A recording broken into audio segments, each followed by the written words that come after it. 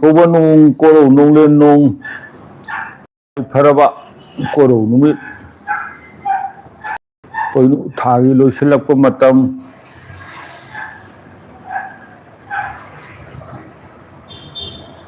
langmai sing कौबा कोरो नुमित असिदा नहान नों हौखिबा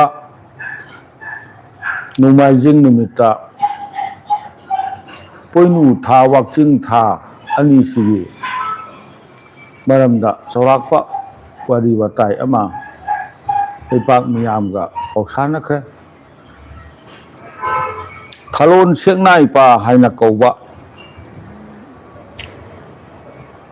लाइरिक असे मसिदा इरिबा मरमसिंग वाक्चिंगी मरमदा इरिबा खरादु मयामदा चौराक्पा अमा थमदना पुंदोक चखरे मखा लाकदोरिबा वाफम असिसु खलोल सेंगनाई बा हाइना कौबा लाइरिक असिदा युमफम ओइरगा खोगी वाक्चिंग थासिदा पांथोकनरंबा थौरम मपुंग ओइना अहानबदा वाक्चिंगी नोंमा पानबा हाइदना लेबा नोंमा पानबसि नुमितसिदा कुमगी लायेन ताइबा कुम चनबा नुमित हाइबदो मदु थौरमदु तौरमी करमना तौरमबगे अंगनबा मतमदा कुम चनबा थौरमबु करी नुंगी चैराउबा ओनखिबगे कुम चनबा थौरमदगी चैराउबगी थौरम ओलकपदा मसक मवोंग करमना हुंगलकपगे करीगी ओनखिबनो हाइबना सिंबा सिगी मतांगदा मयामदा यावा पौसानजसे हाइजरिबा खरसे पान ताकपिरपा इपुन तंबिरंबा पलेमी माना ताकपिबा यावा परमने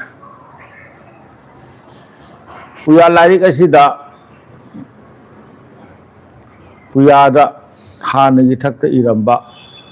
पुया सिंग खरदा अदु इरमी अदा इरमी हायदना लासिंग लमाई पन्ना ताकफम लेते मरमदी इरमदे इरमीबा खरदुदी थक्की थकलोन अमगा समजल्लगा मतम मतमदुगी कोरबेक सुबसिंगना अरीबा मान सेमंबा वासेम हैबा लिसेम हैबा सिंगना सेमंबा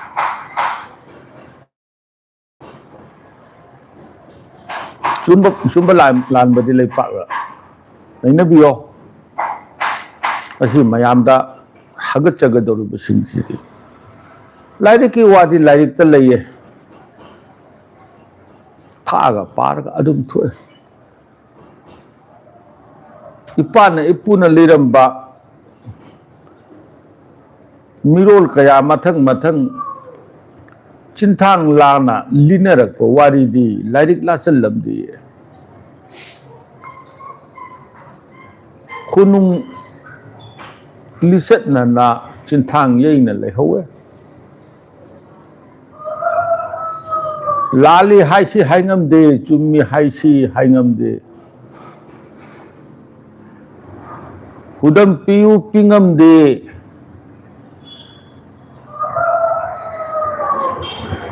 पिरनुदना हायरसु लेरमे करी हाइना हाइगदबनो लेपाक मियामना खनबियो यवा पाउदम जगे इंगा कुमदंबा इंगेन कुमखाइबा हाइदना कुंबी कालेन खाइना लेरंबा अवांग कौगु असुपबु उन तरुक इरीबा वाव तरुक इथाबा हाइदना हाइनरंबा यवा लिरोन अनिसे मसीदगी वाचिंग थागी अहानबा नुमिता कुम हौबगी कुमगी लायेन ताइबगी थौरम तौरमे हाइबसे यवालिरोन अनी सिंताय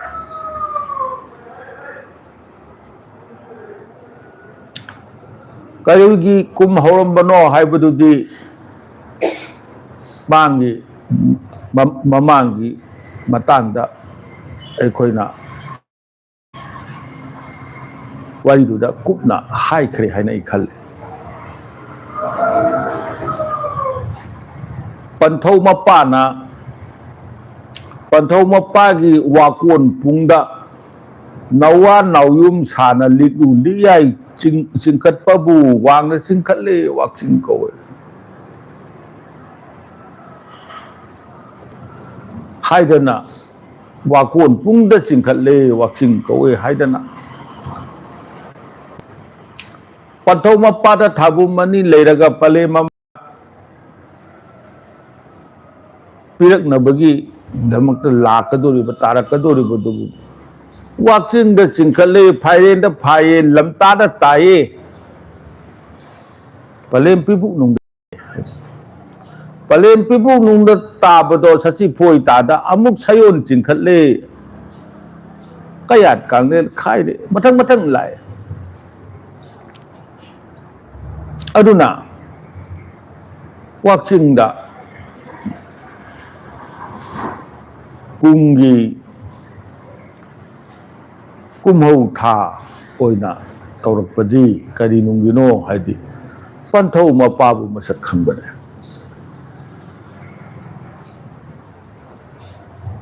खोमलांग मायोक नरिबी पले ममादा नतिये नाकपी सेनबीबा मपन पंथौ सु लये हाइबदो मसक खंबा नि थौरमबु वाकचिंग द तौबने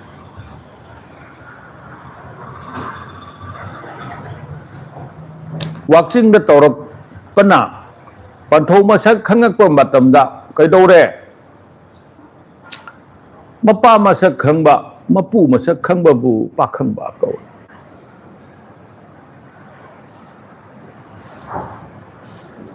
मपा मसक खंगनबा मपू मसक खंगनबा लिगली लितम नतना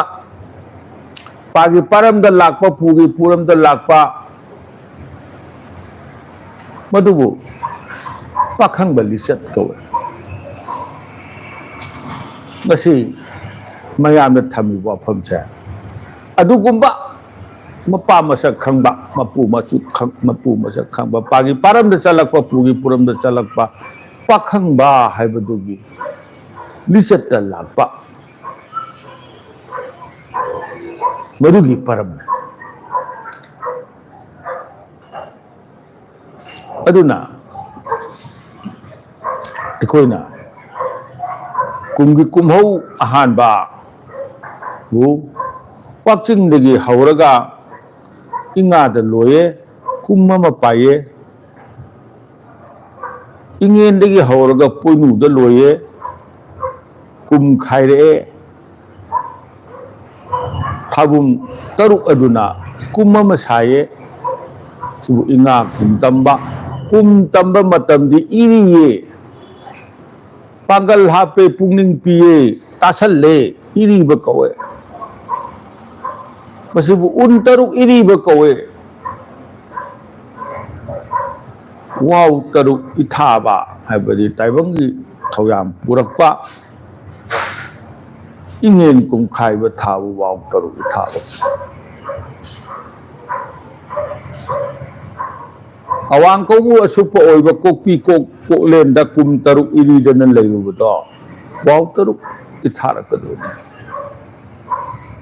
तुना कुमपी कालेन खाइरिबा इंगा कुमदमीबा इंगेन कुम खाइरिबा उन तरुक इरीबा वाव तरुक इथारिबा करी लमदमनो कंगले नरमदमने हायरदन इपाई पुन सैथारमिसे परम से लेबनने मथंग लाक्सनिंगबदी वाकचिंग थादा कैदौरंगी ꯀꯨꯝꯒꯤ ꯑꯍꯥꯟꯕ ꯅꯨꯃꯤꯠꯇ ꯀꯨꯝ ꯃꯗꯨꯗ ꯂꯥꯛꯀꯗꯕ ꯊꯦꯡꯅꯒꯗꯕ ꯑꯋꯥ ꯑꯅꯥ ꯇꯥꯔꯛꯀꯗꯕ ꯏꯃꯨ ꯅꯥꯃꯨ ꯇꯥꯔꯛꯀꯗꯕ ꯏꯉꯥꯡ ꯄꯥꯛꯇꯛꯅꯔꯛꯀꯗꯕ ꯏꯃꯨ ꯄꯥꯝꯐꯦꯟꯅꯔꯛꯀꯗꯕ ꯂꯥꯡꯂꯤ ꯂꯥꯡꯊꯨꯅꯒꯗꯕ ꯃꯌꯥꯝ ꯑꯗꯨꯗꯒꯤ ꯂꯥꯡꯊꯩꯕꯤꯌꯣ ꯃꯌꯥꯝ ꯑꯗꯣ ꯇꯤꯃꯨ ꯂꯥꯏꯃꯨ ꯐꯠꯇꯕꯅ ꯌꯦꯜꯂꯛꯀꯗꯕ ꯈꯣꯠꯂꯛꯀꯗꯕ ꯃꯌꯥꯝꯗꯣ ꯇꯤꯟꯈꯥꯏꯕꯤꯌꯣ ꯂꯩꯈꯥꯏꯕꯤꯌꯣ ꯍꯥꯏꯔꯗꯅ ꯄꯂꯦꯝ ꯄꯟꯊꯧꯗ ꯍꯥꯏꯖ ꯅꯣꯟꯖꯗꯅ ꯇꯧꯔꯝꯕꯒꯤ ꯊꯧꯔꯝꯕꯨ ꯑꯩꯈꯣꯏꯅ ꯀꯔꯤ ꯀꯧꯔꯦ ꯀꯨꯝꯒꯤ ꯂꯥꯛꯌꯦꯟ ꯇꯥꯏꯔꯛꯀꯗꯣꯏꯅꯤ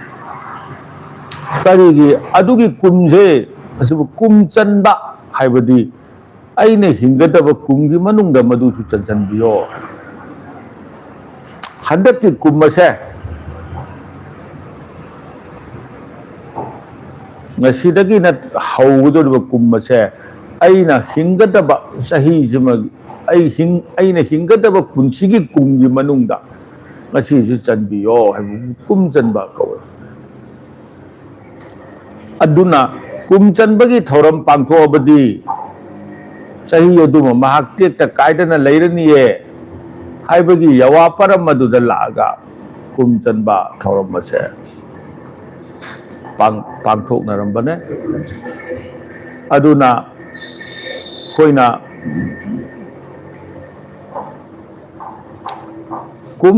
ꯀꯨꯝ ꯆꯟꯕꯒꯤ ꯊꯧꯔꯝ ꯂꯥꯛꯄꯁꯤꯗ ꯀꯨꯝ ꯀꯔꯝꯅ ꯆꯜꯂꯝꯃꯤ ꯍꯥꯏꯕꯒꯤ ꯋꯥꯐꯝ ꯂꯥꯛꯑꯦ ꯀꯨꯝ ꯀꯔꯝꯅ ꯆꯜꯂꯝꯃꯤ ꯍꯥꯏꯗꯅ ꯍꯥꯏꯔꯕ ꯃꯇꯝꯗꯗꯤ ꯑꯌꯨꯛ ꯀꯣꯔꯧ ꯑꯉꯟꯕ ꯅꯨꯃꯤꯠꯅ ꯇꯔꯪ ꯇꯔꯪ ꯊꯣꯔꯛꯄ ꯃꯁꯦꯛ ꯃꯉꯥꯟꯅ ꯃꯥꯂꯦꯝꯗ ꯇꯥꯔꯛꯄ ꯃꯇꯝ ꯑꯗꯨꯒꯤ ꯃꯇꯝꯗꯨꯗ ꯇꯤꯟꯃꯨ ꯂꯥꯏꯃꯨ ꯈꯥꯏꯗꯣꯛꯏ ꯆꯍꯤꯗꯨꯃꯒꯤ ꯌꯦꯜꯂꯛꯀꯗꯕ ꯂꯥꯏꯌꯦꯜꯂꯛꯀꯗꯕ ꯅꯧꯕ ꯇꯔꯦꯠ ꯅꯧꯕꯤ ꯇꯔꯦꯠ ꯄꯂꯦꯝ ꯄꯟꯊꯧꯁꯤꯡꯗ ꯍꯥꯏꯖꯩꯌꯦ ꯍꯧꯖꯤꯛꯇꯤ ꯆꯩꯔꯥꯎꯕ ꯅꯨꯃꯤꯠꯀꯤ ꯅꯨꯃꯤꯗꯥꯡ ꯋꯥꯏꯔꯝꯗ ꯆꯩꯔꯥꯎꯕ ꯂꯣꯏꯈ꯭ꯔꯀꯥꯟꯗ ꯍꯥꯃꯨꯛꯀ ꯌꯥꯏꯉꯪꯒ ꯇꯣꯠꯂꯒ ꯁꯤꯡꯒꯣꯟꯗ ꯊꯨꯡꯅ ꯆꯥꯏꯊꯣꯛꯏꯅꯤ ꯆꯩꯔꯥꯎꯕ ꯂꯣꯏꯈ꯭ꯔꯀꯥꯟꯗ ꯀꯩꯗꯧꯗꯣꯏꯅꯣ ꯍꯥꯏꯕ ꯐꯠꯇꯕ ꯈꯥꯏꯗꯣꯛꯄꯗꯨꯗ ꯑꯌꯨꯛꯇ ꯈꯥꯏꯗꯣꯛꯀꯗꯕꯅꯦ ꯊꯧꯔꯝ ꯇꯧꯔꯛꯇ꯭ꯔꯤꯉꯩꯗ ꯀꯣꯔꯧ ꯏꯄꯥꯗ ꯄꯂꯦꯝ ꯄꯟꯊꯧꯗ ꯍꯥꯏꯖꯗ꯭ꯔꯤꯉꯩꯒꯤ ꯃꯃꯥꯡꯗꯨꯗ ꯑꯩꯈꯣꯏꯅ ꯈꯣꯏꯔꯝꯒꯗꯕꯅꯦꯕ ꯈꯣꯏꯔꯝꯒꯗꯕ ꯊꯕꯛꯇꯨ ꯂꯣꯏꯈ꯭ꯔꯒ ꯅꯨꯡꯗꯥꯡ ꯋꯥꯏꯔꯝꯗ ꯇꯧꯕꯒꯤ ꯀꯔꯤꯁꯨ ꯋꯥꯍꯟꯊꯣꯛ ꯂꯩꯇꯦ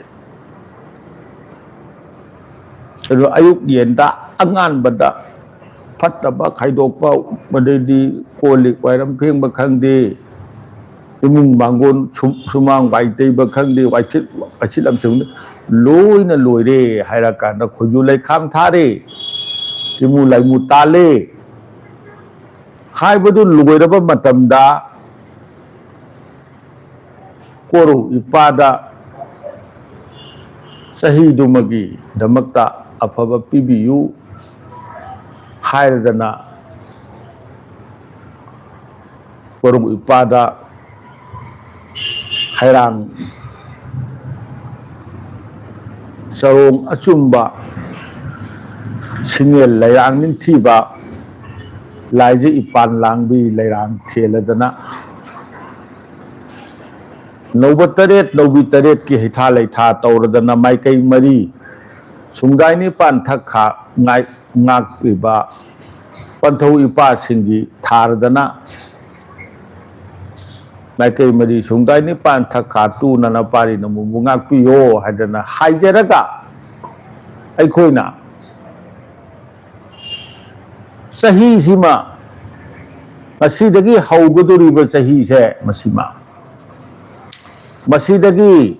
ꯄꯟꯊꯧ ꯏꯄꯥꯅ ꯉꯥꯛꯄꯤꯕ ꯄꯂꯦꯝ ꯏꯃꯥꯅ ꯉꯥꯛꯄꯤꯕ ꯆꯍꯤꯗꯨ ꯑꯗꯨꯒꯤ ꯃꯅꯨꯡꯗ ꯑꯩꯒꯤ ꯆꯍꯤꯁꯤꯕꯨꯁꯨ ꯆꯜꯍꯟꯕꯤꯌꯣ ꯍꯥꯏꯗꯅ ꯅꯤꯕꯕꯨ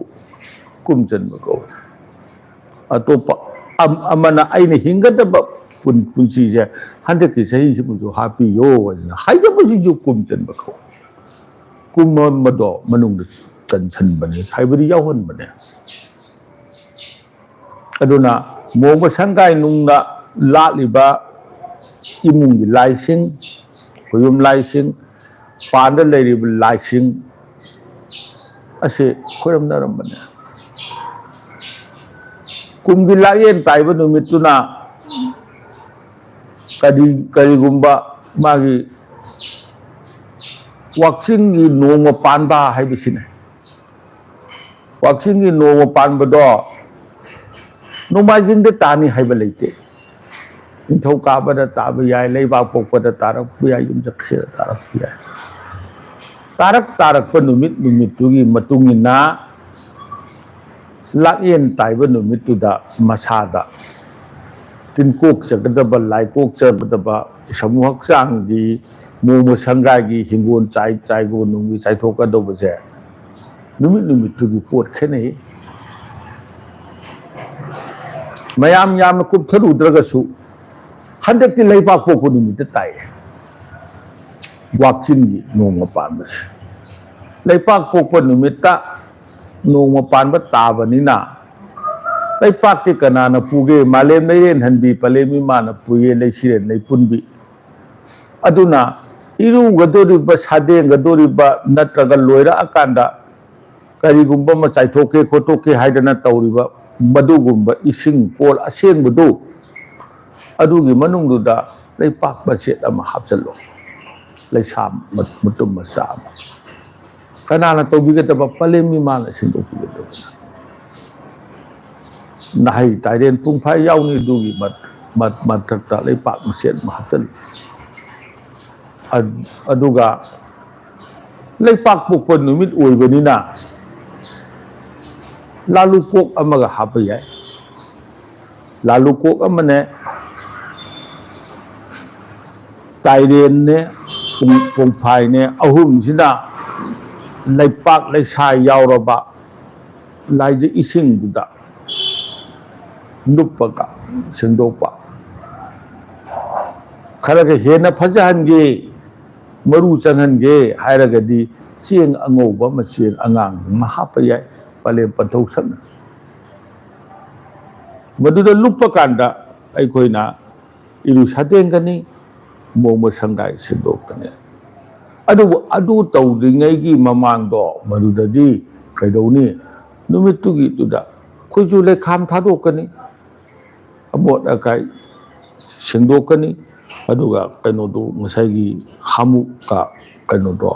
यांगंदुगदो अदुने इमुंग मांगोल सिंगोन जागोनुंग थुंग चाइथोकनी करिगिनो हामु का यांगंग चाइदिदि यांगंग हाइबसे लाइमांग सिंगा चानदे मसी मोइदा नामुंगे अदुना लम चटप मतमदा यांगंग अमा हापु हाइनरमी पान हाइ पुन हाइरमी हामु करिगे हापिनो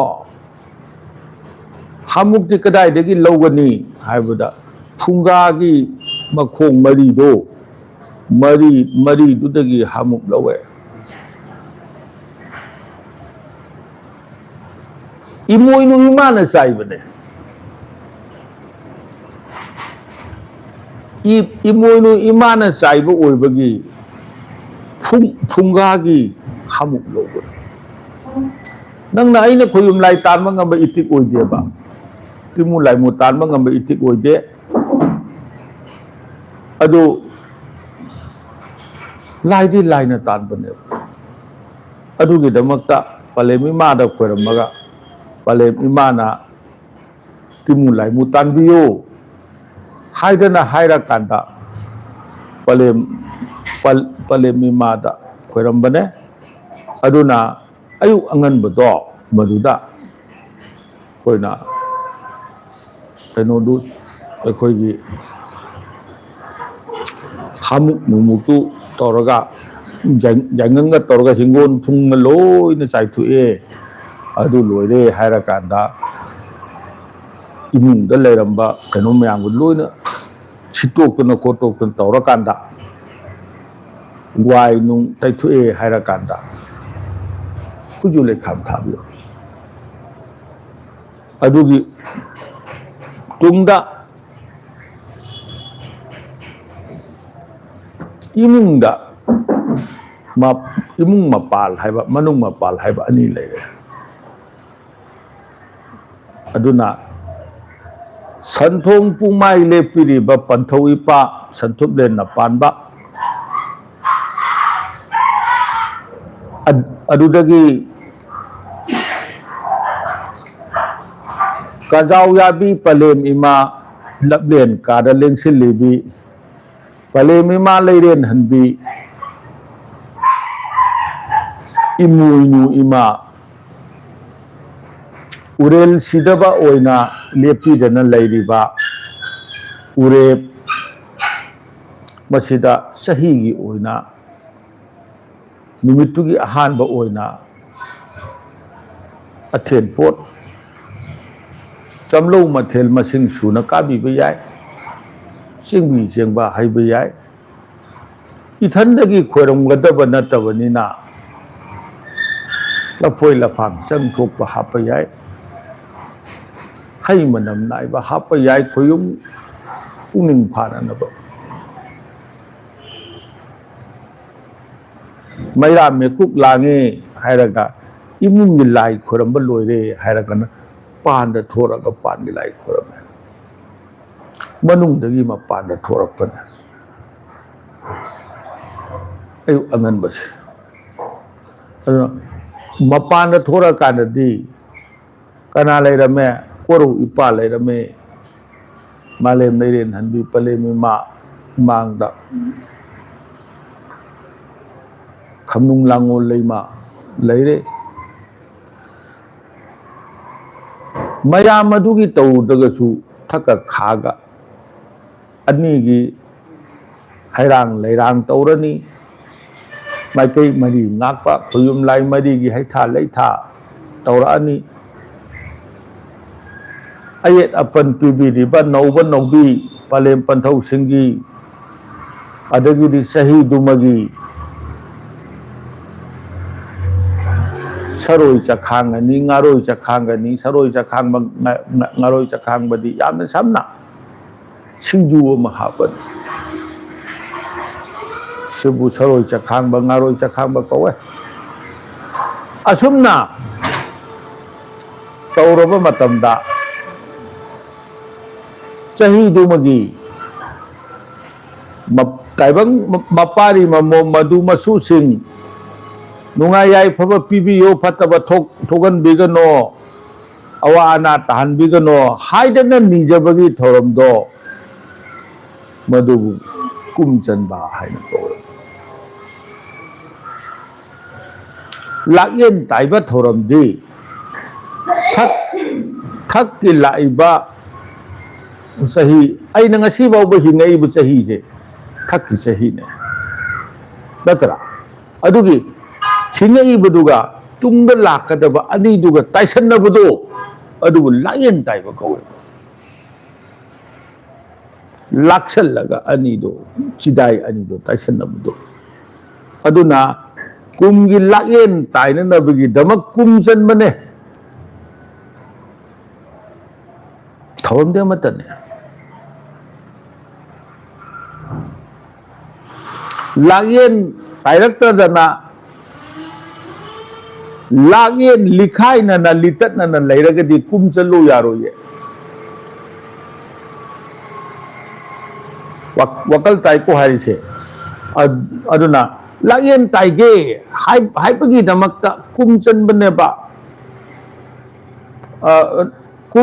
कुमचनगे हाइपगी दमकता लायन ताइबनेबा लायन ताइरक्तगदी कुमचलु यारोयेबा वा अदुना कुमचन थौरमदी असिदा लोरे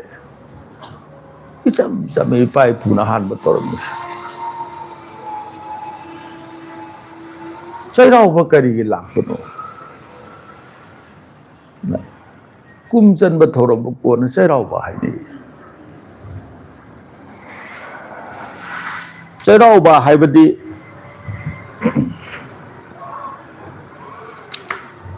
निंगथौना लेपाक निंगथौना चहीगी ओइबा थौरम पांगथोरकपा मतमदा लेपाक असुक याम्बा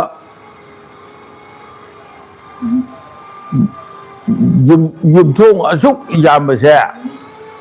मसिगी थौरमसे मकोई खुदिंगी अखोइने सोनबा ngamba नते हाइबा ngamba नते मरम मदुना सना कोनुंगदा चहीगी चनौ पुरओ अनौ अपेन पुरओ नोइगिसु यावना खुरमजरु लाओ अखोइ खुरमगदौरिये लेपाकी ओइना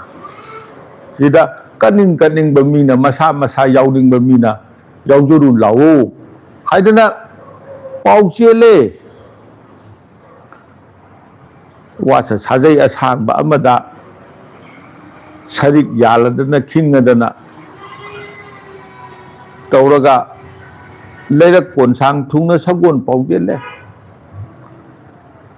सही पाइरगा लाओए हाइदना चैलाउबा कौवे मसीदी कुमचनबगी थौरमदी योइमोंग बहाक्तक की थौरमने योइमोंग बदी कनानो मैदिंगो योइमोंग बदी हाइबदा नोंदा लाइरे पाखंग बना खुयोइ तोपोक पोए खुयोइ तोपोक ना योइमोंग बो तौथिंग मांग पोए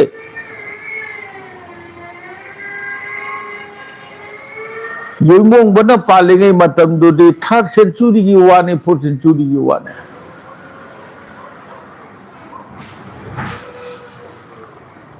अदुगी ममांग दा कनाना करी कमदौरमी हाइबदुदी लामबदा वारे योइमोंग बहाक्तकी कुमचन थौबम हौरमे हाइबदी इपा इपुना हाइरमे ममांग इचम चमना खुरमबगी थौरम तो अइना मसाय हाइबदु कुमचनबा थौरमबु चैराउबा थौरम ओंथोखिबदी सेबी खागेबा महाक थक्तगिने 14th century दगी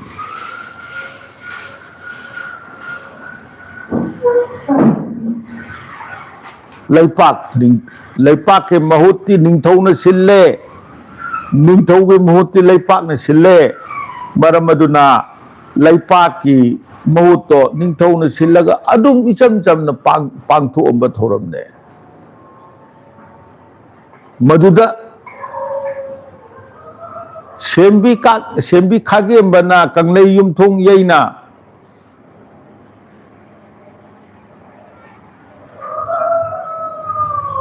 सना वापी हनबु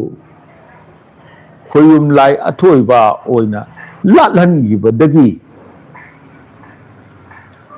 लेपाक की खोजै खोइगी खोइरी लांगली से पाइसन बचे सेम्बी खागे बहाक्तक हो अदुना सहीगी लोइपोट काबगी मौगुंदा लोइपोट काबमक्ति नते अदुबु सहीगी लोइपोट काबगी मौगुंदा कुंगी लागेन ताइबगी थौरम तौगनी पंथौ इपादा खुरम जगनी पलेमी मादा खुरम जगनी लेपाक मियामना मागी मयुम मोंग संगागी मचिन मनावगी बचा मसुई कन्ननबगी दमक्ता खुरम जौनिंग यावदी खुरम जौ वाइदन लाउथोकपगी थौरमजे मसिदी सेमी खागे बना तौवे अदुदगी हौवे हौजेक लेकाइगी खुलगी लाई हराउबा मतमदा लेकाइ युमथोंग यैना तारीख असुक्तगी तारीख असुक फाउबा अखोय हराउगदोरी नत्रगना कुमजन थौरम पांग ठोकदोरी लाइदा थेन पुर कानिंगबा खोनिंगबा लाओ इदना से असिगुंबनेबा माइक लेतबनीना हुजकी चैदु पाइरगा कोइलाउ लोंगरबनेबा असीमा तांकक अमा लेरे अदुदगिदी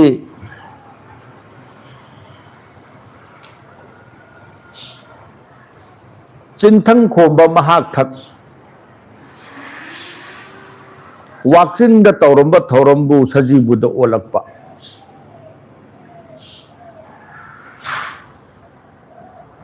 वाक्चिंग कुंभौ था हाइदना लेरंबसे चरक पूजा गा माननब होनरकपदा चरक पूजा पांगथोरक मतमदुदा पुसलकनब होनरकपा मतमदुदा वाक्चिंगदगी सजीबुद ओले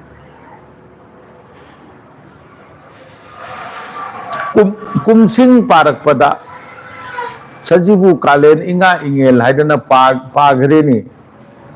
वाक्चिंग फाइरे लमदा हाइदना पारखिद्रे मधुगी ओलकपदा पंथा तरुक लेरंबा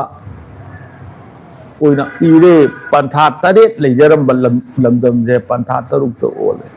पंथा हाइबदि ऋतु सीजन करीगे भारत की दी सीजन जे तरुक लेयबा अदुना मखोइगा माननब होनरकपदा अखोइगी तरेत लेरंबदो अमा कक्थले करी कक्थले उरी वाउरी बथा कक्थत करे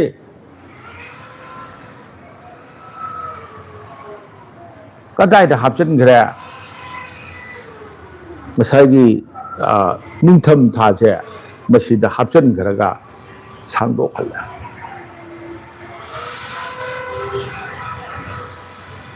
अदुना निंथम थानी दि हाइरगा सागलकप मतम भावबा निंथम था ओयबा ओइदा निंथम थानी थक थक थक निंगना लेगदबनेबा अदुगी मतिक तो कोइ पापुना निंथम था हाइरंबदो सागलकप मतम भावबो याउना निंथम था पारेने अदु ओइरगदि उरी वाउरी थादा पुरंबा इपा इपुदुदि कैदौरे मधुगी पंथादु पुजगदब इपा इपुदो मांगरे खुरमद्रे अदुना याम होंगरे निंथौनी अंगंबने मांगना खनबदो अइना करिगुंबा मा तौनी हाइदना तौरकांदा लैपाक मयाम से तुम इली इंदे खंगनिंग बाइसी ताइबंग खंग सानीने अइना कैनोम हाइरे मयाम से इलक्परा इलक्तबरा खंगनी सुमाइना तौरदना कुम चनबा कुमहौबदो वाक्चिंगदगी सजीबुदो ओइरक्परा ओइरक्तबरा आइसे खंगनिंगे निंथौसिना माने मयाम मदु सजीबुदा लोइना पांथोकदबनिको हाइदना लाउथोखरे पांथोकतबा कना यावरमगनी हाइजे खंगनिंगे अदुगी दमकता करी तौरे हाय मतमदा साखुम मपान थोकपा हौरे चाखुम मपान थोकपा हाइबदी माकी इमुंगदुदा चैरावबगी चाक हेंजांग मयामदो मदु मपानदा थादोओ हाइदना कोनथोंग वांगमा लाना थादोए अदु ओइरदी निंथौगी मनाइदुना चलकादा मी चंग हंगुद्रगसु कोनथोंग येगा अदुम चखिबदा ओ मोइगिसु तौई इयाय लाइना खंगेने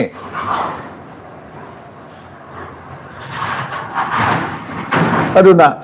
साखुम मपान थोकपा हौबदगी चैरावबरा साक थाबा हौरे वारीदी याम फजे अदुनी हाना दि चाखुम मपा थोमदे थोते ममांगी वारी अमल अयाना हाइग्रे कुम चंदगी वारी दे कुम चंदगी वारी दु थकी इपा खोरंबा खागी मा खोरंबा माइकई मरी ngak लाई खोरंबा सही था तानी थोई दुबु पूरीबा लाई खोरंबा अदुना दुम लोइरेबा अदुदगिदी लैगिदबा इपा इपुगी चाक मयामदो अखोइना चदुम महूम थादो कायना हायरगा कोंदोंग वांगबदा थादो नैदना अदुमबगी मवोंदा थादो इबदुदी करी ओइरे लैगिदबदुगी ओइदेबा लैगिदबदुगी ओइरगदी चदुम सेमद अखोइगी चाक नमदना थादोप यादे मादी फाइना अखोइगी चदुम मचा मचा अहुंग तौरगा तिकी कापग थादोप अदुमक्ति नतेदना थादु इफा अदुना करी हायरे हनु कोकचाव हनु लेखम कुम सना कुमलिक लाई अहुंग थाय हनु कोकचाव हायबनते हनब कोकचाव हायबने अहानबा लमदम मदुदा खुल्लदुदा मागी युमदुदा अहानबा तारंबा मी अहन हनबादी अहन कोकचाव हायबदी ब्रेन याम लेबा माथा याम थाबा हनब कोकचाव हनब लाइखम हायबा लाइखम नते को हनु कोकचाव हनु लाइखम हायनैदना लाइखम नते लाइखम ने लाई हायबदी कनानो हायबदा मिथोई मिहेन बबु लाई कवे आईदी मिथोई मिहेन बनतेबा आईदी मिचमने आईगी इथक लेरंब इपा इपुदी मिथोई मिहेन बने लागी सिंगने चनबा याबा मफम मदुदा लेरंबा मदुबु लाइखम गौरी अरोइबदो कोनमु लाकपा यारी हुजिक आईगी भावगी हायबने अदुना नाकलमदा लागा करीदि हारे लाइखमदि कनानो हायदि पंथौ इपा तारक्त्रो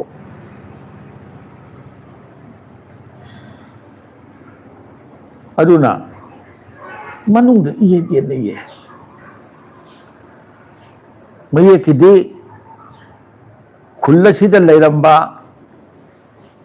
लाई ओइबा खुल्लसिबु लिंगंबा नुपादो मदुना हनब कोकचाव ओइरे इरोई लोइबा लाइगुमना मतिक मयाई लेइबा नुपा अमा सोइदा लेरंगनी मदुना हनब लाइखम ओइरे कुम सना कुमलिक लाई कुम मदुदा लेरिबा सना कुम मुन्नौका ताबियोको कुम सना कुमलिक लाई कुम मदुबु पुरिबा सना होइबा कनानो लिकलाई कुम लिकलाई कुम लिकलाई कुम मदो लिकलाई दुगी ममिंग द लेबा लिकलाई यदि कनानो निंगथौबु लिकलाई कवे हे तुबी लिकलाई रे लो आदि निंगथौबु खंगनैये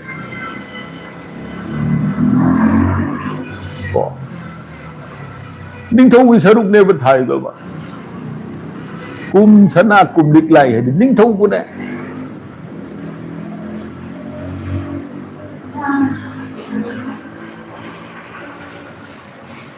अदुना निंगथौ याथंग पीरिबा निंगथौ मागेजु सरुक तमिये इपागेजु सरुक तमिये इपुगेजु सरुक तमिये तू नखोई मदो तमी तमदे येंगो हाइदना कोनथोंग वांगबदा थादो येंगले चखुम मपान थोकपा कौवे नोंनिंग थबकने खलुरगदि अदुबो मसी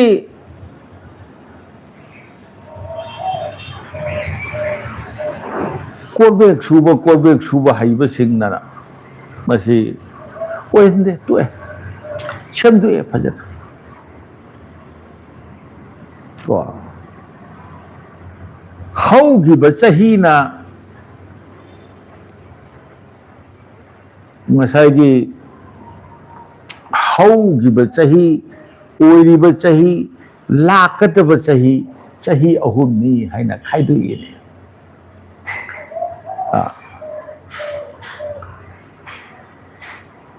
हनु कोकचाउदुना मै हनबा कोकचाउ हाइदुना थाइननी हनबा लेखम मसिना हुजिकनी अदुगा कुम सना कुमिक लाइदुना मथंग लाकतबा चही दुगिनी हाइदना हाइरगा थादो खले अदुना कैदौरे लैरी हापे लैरी न करीनो अरीबगिने ना अरीब चही दुगिने अदगिदी कुसुम लई हापे को असी याम नुंगाइरिदी कुसुम लईजे कुसुम लई हाइबा नते कुमसु लईने ना हाइबसु यावखले इको अइना हाइगदबदो तारक्तरा कांद ममिंग बाव हेक होंगे को अदुना कुमसुरे हाइबा ताकपने ना अदुगी दमुक्ता कुमसु लईना कनाजु कुमसु लई सालब्रा हाइना कनाजु हाइना देबा अदो अइना हलकपददी तारक्तरदना कुमसु लई ओले ममिंग कुसुम लईने कुसुम लईदी मपानदगी लाकप लईनी हाइदन लईरोन यावे लईरोन लानगदरा माना चुंगदरा आई पाकना खनबियो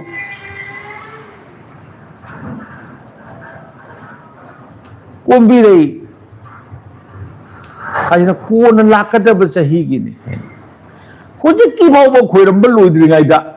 कोन लाकदब कदोबै खोइरंगदोइनो बे खोइना कोन लाकदब खोइरंबा लोइरेदना हौजिक हिंगिबा पुंसिसिगी तंगाइ फदबनेबा हुजिकी चानब लेतबा अइना हयेंगी चानबगी खाकन थमगद्राबा हुजिकी हाना पुक थनताएबा अदु वासे मैबने सेमे अदुना कोंबी रही कुसुम लई लैरी हापसु करम कांदा हापे चिंथंग खोंबा महाक थक्ता हापे मरंदी छजीबुदो ओला काता वाचिंददी लैरी कुसुम लई कोंबी रही छात्रियबा अदुना हौजिक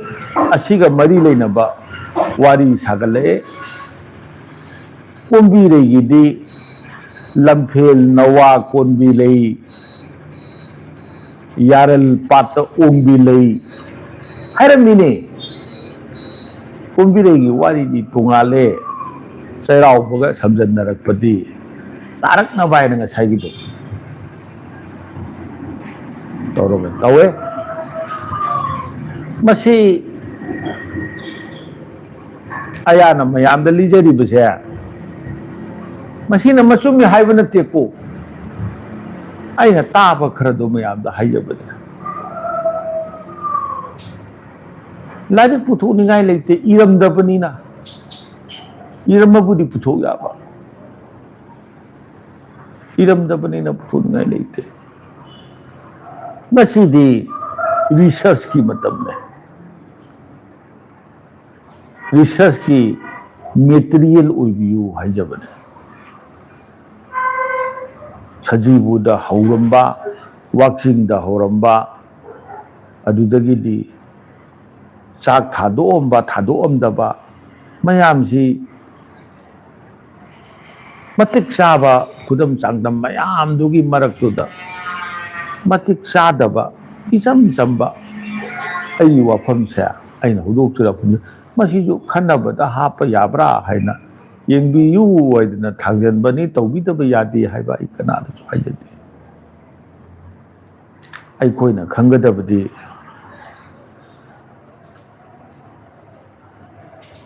मपानदा इपा इपू लमदुबु कोलिबा लाइ lam adubu koliba lai dudi khunthok ahanba adudi kanano lam gi lai oina khulladubu nga aga leye kanano oi khulladugi puriba ngakthok ngaksin tawri dudi kanano haida lam adugi lai oina umang lai oina latlaga leiriyaba umang lai singse ayambana khulladubu haudoomba khulladuda mahana semgalamba sagalamba mithui mihenba lai oiba singdo madubu khulgi lai oina lale adugumbadu leiringaida marakta kadaidagi haijallaktana aina amuk thagadoino amatang thaba yarabadu yumthong yeina kondhong yeina karigidamta tharakadoino masidi adugumba sak tangba thoba matam waraba matam sidadi madugumba mayamdo kondhongda thaduiba sak injang mayamdo pulap punsiladi mitei leipak mitei macha sing mitei hektari mapamda loi tharamgadoini madu mayamdo punjillagadi mi lising ama ani gidi mabuk thanani ni ado khoidi kananasu lauragaju kondhongdagi sanadabanina sairaga mange sana khara hui naudungna khara sarba yai du ayaman mange aduna chinjak manghan bagi manung su challe bas aigi ipabu aigi ipubu lai phatabaraba karigidamagta kondhong wangmada pijadoinoba aibu pokpa ipa aibu poiba ima maki photo duna aigi yumda thelaga khoiramiba ima ipa masinjak thaba matamdana kondhong wangmada thawo sibu kanana thadoino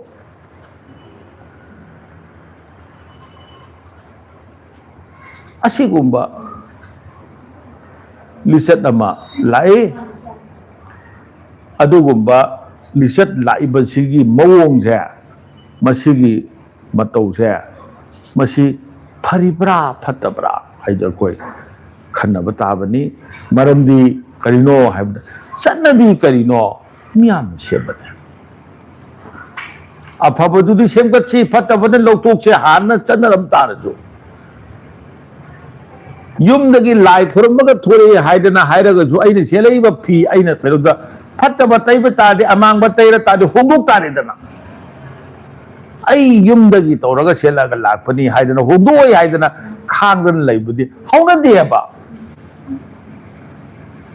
tangai phadrabadi fiseng hong tare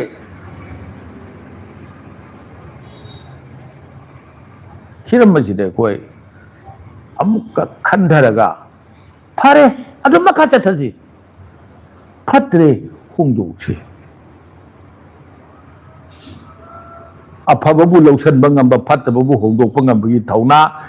leitragadi aikoje lairik tamubagi wantho kari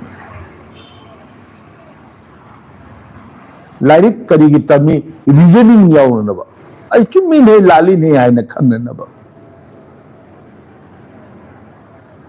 ado aigonda kanagadaba adudang tawse aigonda kanaroidabadi tokthokse leipak miyam ni akhang hei chawi apha phaba haudok pirau anoba semji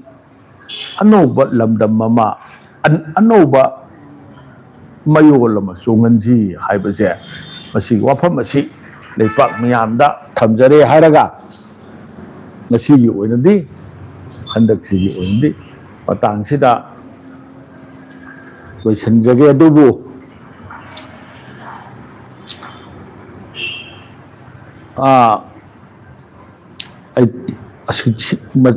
masida ichamana uhangama lai wakching nongma panbagi thoram yauba